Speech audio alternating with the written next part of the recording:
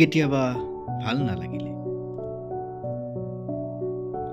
জীৱনৰ তিতা মিঠাবোৰ কেতিয়াবা ভাল নালাগিলে, সেউজীয়াবোৰৰ মাজত নিজকে কেতিয়াবা ভাল নালাগিলে, মিঠা মিঠা লগা কথাবোৰ কেতিয়াবা ভাল নালাগিলে, সপোনৰ ৰংবোৰৰ মাজত কেতিয়াবা ভাল নালাগিলে,